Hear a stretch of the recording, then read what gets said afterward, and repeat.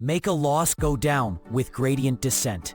By the end, you will run a single gradient step, check that gradient numerically, compare learning rates, add a simple L2 penalty, and see the analytic optimum, and fit a tiny linear model with batch updates. You will see how learning rate choices change behavior and what regularization does to the solution. I'm Professor Pi, teaching AI foundations with Python from basics to advanced.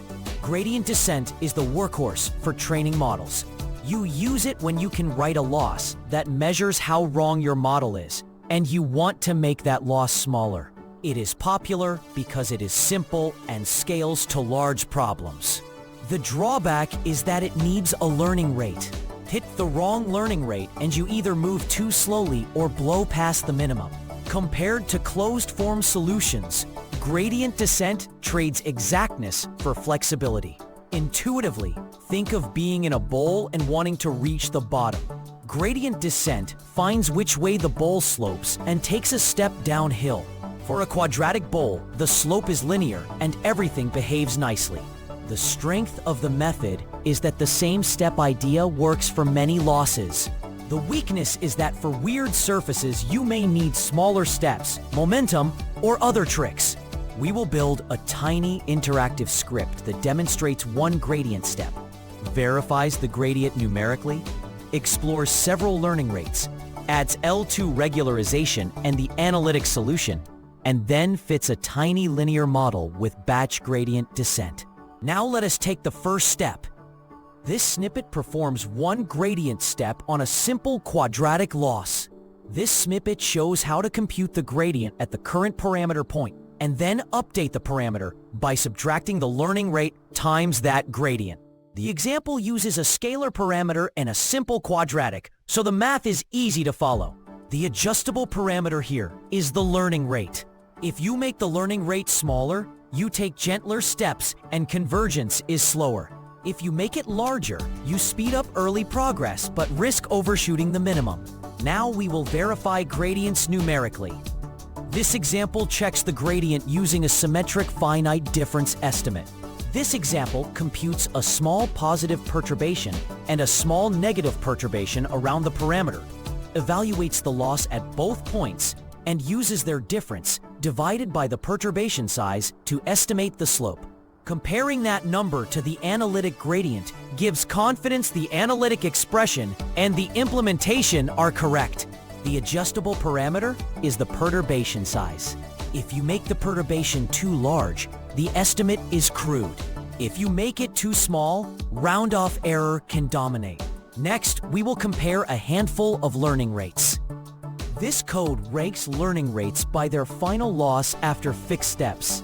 This code runs several fixed-step gradient descent trials with different learning rate values and records the final loss after the same number of steps for each trial.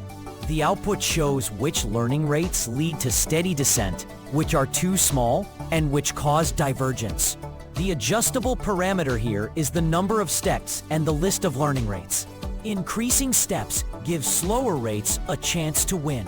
Increasing the learning rate range reveals unstable behavior more clearly. Now we will add L2 regularization and solve for the optimum analytically. This snippet adds L2 regularization and solves the optimum analytically. This snippet forms a regularized quadratic loss and then computes the analytic closed form for the parameter that minimizes that loss. The result highlights how regularization pulls the solution towards zero and reduces variance. The adjustable parameter is the regularization strength. Increasing it biases the solution more strongly towards zero. Comparing the analytic solution to gradient descent with the same regularization verifies that gradient descent recovers the correct point when run with a suitable learning rate and enough steps. Finally, we will fit a tiny linear model using batch gradient descent. This snippet fits a tiny linear model using batch gradient descent.